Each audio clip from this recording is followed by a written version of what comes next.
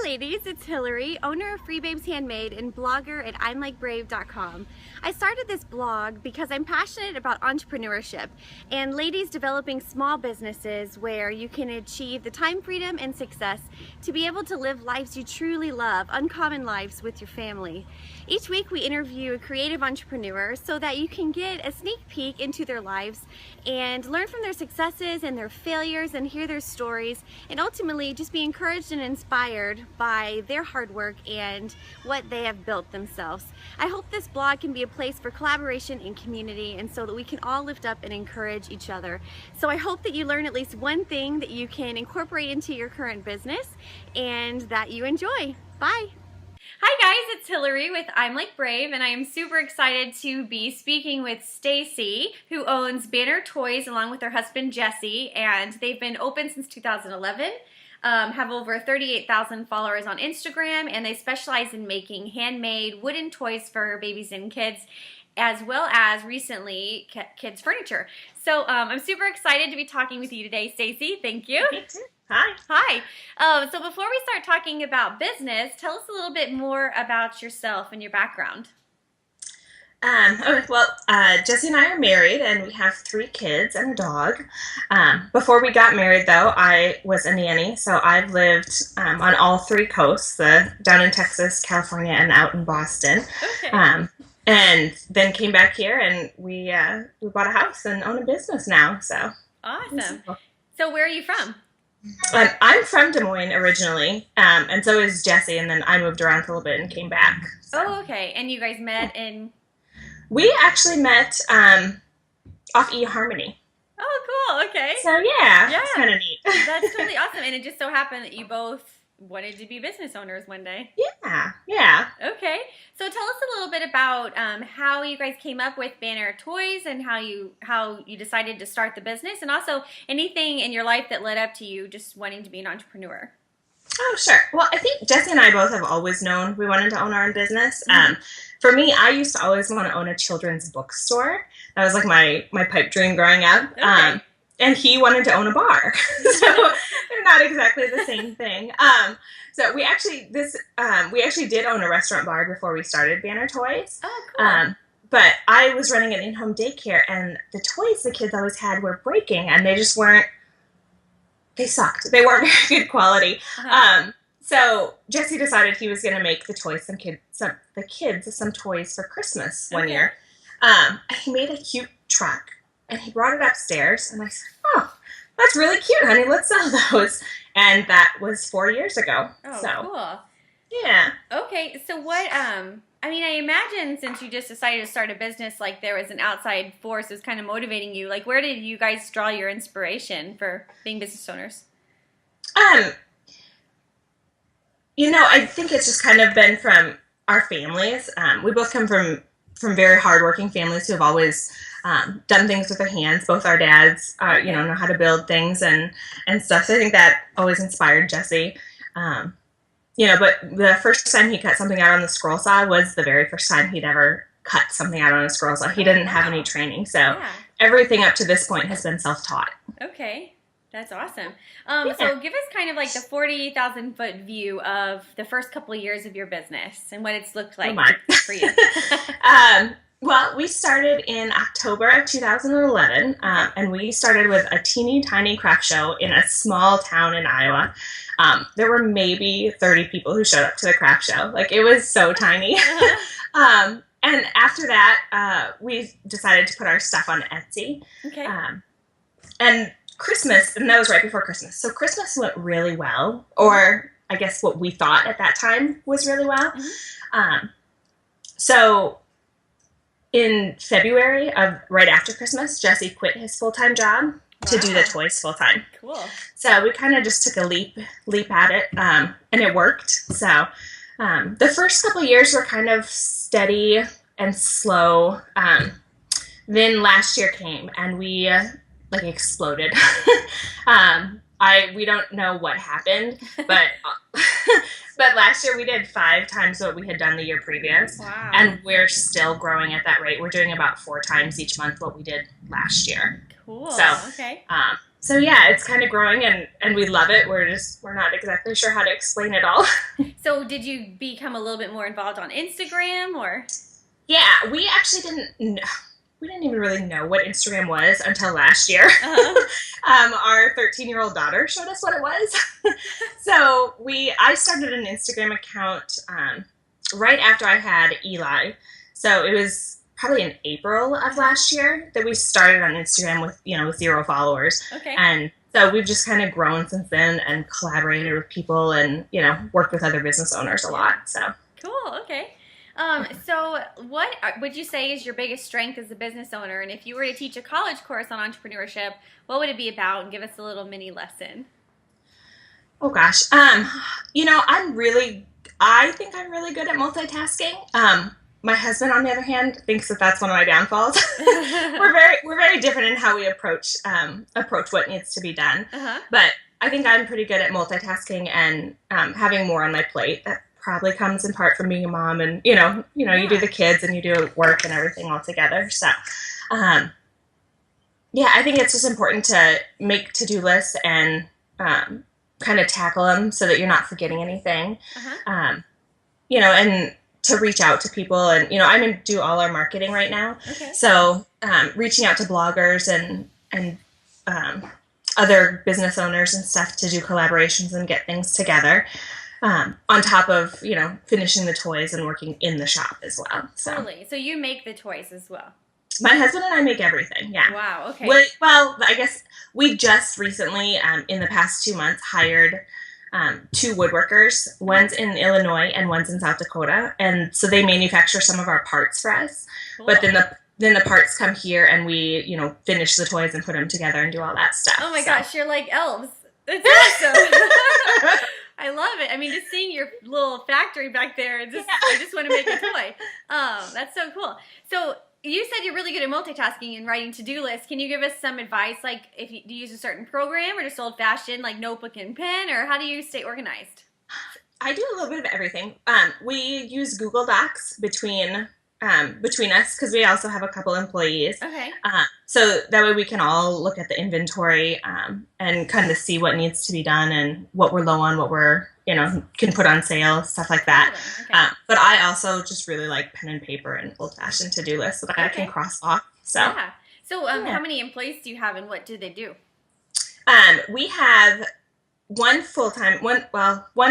part-time employee that's here every week, 3 days a week. She helps me in the office, shipping stuff, personalizing it, lasering, all the finish work. Okay. And then we have a guy that comes in once or twice a week to help us in the shop, with blocks and sanding, routering, all that stuff. Okay, cool. So yeah, and then during the holidays we hire extra help, but those 2 are year-round. And do you do how many hours a week would you say you work? Now we just got an inventory system in place, so now it's a lot less than it used to be. I'd say we still work about 30 to 45 hours a week on average. Okay. So, awesome. yeah. Okay, cool. So what would you say is kind of your biggest weakness? And if you could give us a specific story where that came into play and where you learned a lesson of some sort, and what'd you learn?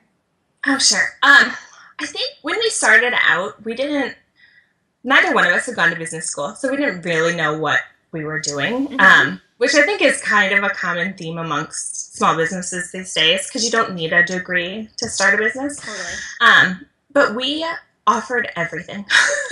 we had our rattles and our teethers, and we offered them in different woods and different shapes, and we just had so many options that it was really hard to keep up with everything. And I think in the end that really is probably what stunted our growth in the beginning, because we couldn't keep up on anything. Yeah. So since we've got the inventory system, we pared down our offerings. Our state rattles, for the most part, only come in cherry. Our other rattles only come in maple. We used to offer 30 to 40 different types of teether shapes. And wow. yeah. Add those on top of, we do 44 of the states and, other shapes. Like, inventory was just insane, and it wasn't possible. But as soon as we decided to cut out the teethers and dropped it, we have, I think, 13 right now, and 3 more of them are getting cut, so that we'll just carry 10. all of a sudden teeter sales skyrocketed. Like, Yeah. I don't know if it was because there wasn't so many to choose from Uh-huh. or what it was, but paring down our options has really kind of helped us overall. That is seriously so awesome. I mean, time and time again, when I talk to business owners, you hear about it. Like, people think you have to do everything and just like Yeah. every product in the book. But I it's know. like it's counterintuitive. But if you pare down and just stick with a couple things you do really well, you really Right. do skyrocket. Like I say it Yeah. all the time, but in our carpet cleaning business we used to own, we like tried to work for every single person, and then finally we decided, you know what, we love working with moms, and we love working with moms that have money, so we're going to target moms that shop at Whole Foods because we have natural products and they can afford our services. And we just became super specific, and our business like tripled. And it's just like the smaller and smaller and smaller you go, the bigger you get. It's so weird. It is. It seems so backwards, but it really does work that way. Yeah. Well, that's really a cool lesson to learn. And so what would you say has been the most exciting thing that's ever happened to Bannor Toys? Oh, Nordstrom carried our rattles in 2013. They carried our state rattles, and that was super exciting because we were at the time like not a big business. Nobody knew about us. So that was really neat to have happen. That's super cool. So can you tell us a little bit more about how that happened? Yeah, it was through Etsy. We are on Etsy wholesale Okay. Were at the time. And they just contacted us and said, "Hey, we love your rattles. We'd love to carry them this Christmas in our pop-up stores." And we said, "Sure." So at that time, they were all still being hand cut, one at a time on the scroll saw. So we almost said no to it, and I'm really glad that we didn't. So okay, so has that opened up opportunities to resell at Nordstrom, or was it just a one-time deal?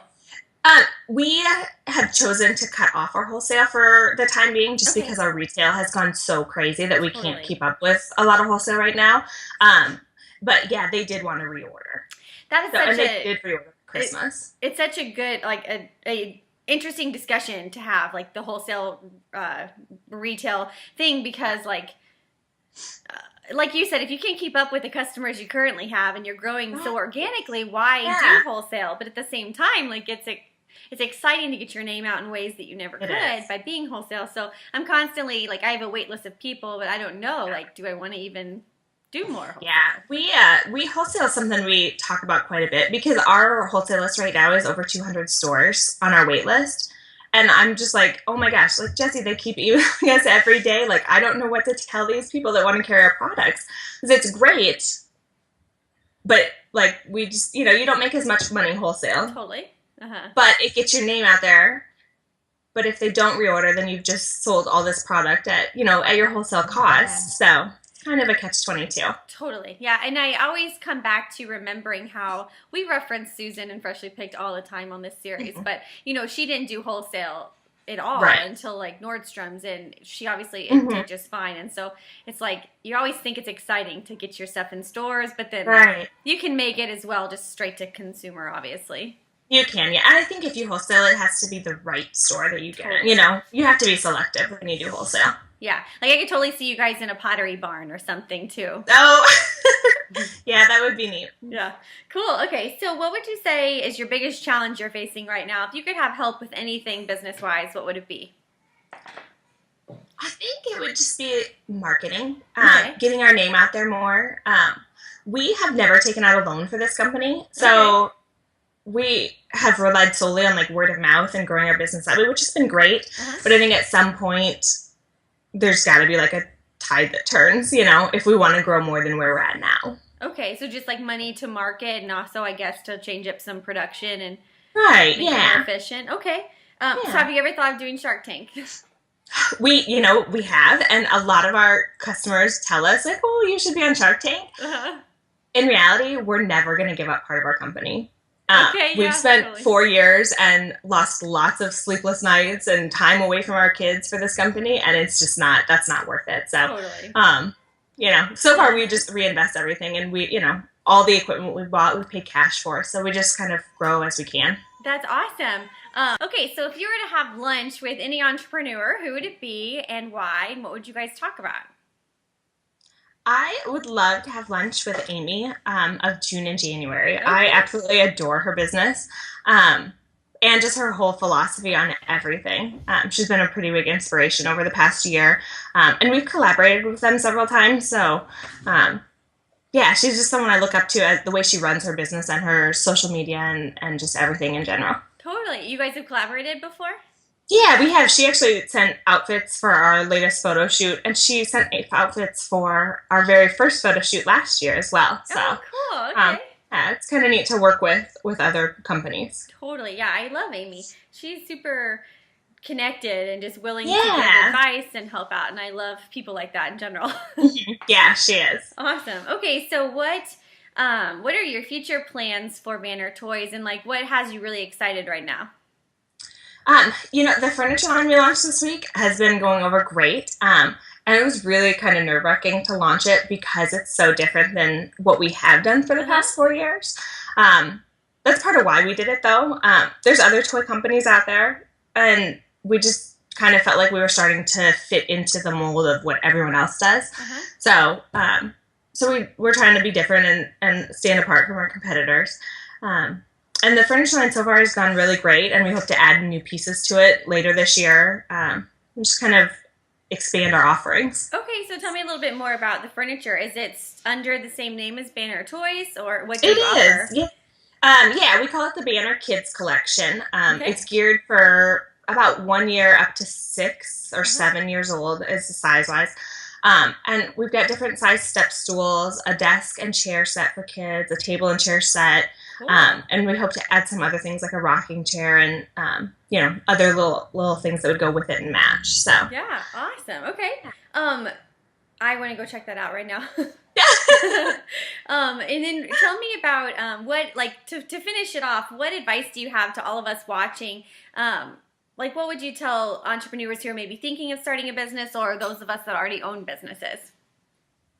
Gosh, I would just say go for it. I think so many people hold back on what they want to do or what they think they should do, whether it's money or something else. And I think you just have to go for it. If it's something you really want to do and you can't get it out of your mind, like, go for it. And also, like, I think being original is super key in starting a business that's going to be successful. You can't, if you copy someone else, they're always one step ahead of you. So it's always smart to just do your own thing from the get-go. But yeah, I just think everybody should go for it. Like, I think risks are worth taking. Totally. I love that. It's like the quote, life begins outside of your comfort zone. Every time it's doing uncomfortable things that expand your life and your talents and everything. So, okay. Well, this was a little shorter than normal, but I have a request. Can you go get a toy or something and show us? Yeah, actually I have some right here on the table, I think. Awesome. Here's a California, and oh my gosh. Am I holding them the right way for you to see them? Or are they backwards? They're so cute. Oh my gosh, I want one right now. And then we do like regular shapes. So we've got hearts and elephants. Holy cow, those rockets, dinosaurs. I've seen them before, but they're just awesome. And is there something special about wood teethers versus like plastic? There is. Wood's naturally antibacterial and antimicrobial. So bacteria can't live on wood for more than 24 hours. So it makes it awesome for teething. They're so much better and cleaner than those gel teethers that you don't really know what's inside of them. And if you put them in the freezer, they'll get cold. So then they're even more soothing on gums. So you never need to wash them, right? No, you can wash them with like a damp cloth and mild soap, but you don't have to unless they get like, unless your kid dumps it in spaghetti or something. Like, your wood toys are pretty safe. Cool. So. Okay. And then also, I have another question for you. We're just like so out of order, but I just want to ask these things.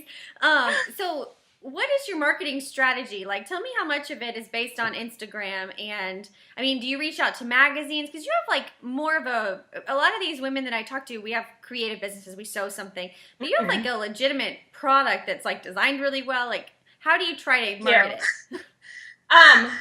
We market it to moms. And so far it's been through word of mouth only. We've just recently started reaching out to magazines. And I guess we've always worked with bloggers and stuff, sent them products to review. Okay. But for the most part, it's word of mouth and friends telling their friends about it, or someone gets it for a baby shower gift and they come to our website. So Cute. Okay. I don't know that we really have a marketing strategy. You just keep doing stuff, which is working. Yeah. Yeah. Well, I really love the idea of magazines because I just feel like your products are so visual that.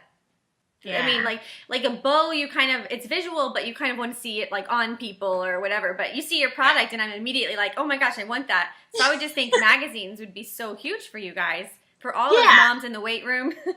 Yeah, it's just I think magazines are harder to get into, or maybe that's just because I don't have the marketing background that I'm intimidated to reach out to them. But we're slowly getting there. Okay, cool. Well, tell us where we can find you on the internet, Stacey. We are at www.bannortoys.com. Okay.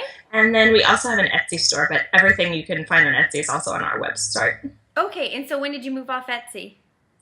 Well, we're still on Etsy. Okay. So we have Etsy and we have our domain site. Okay. We started pushing our website about a year ago. Okay.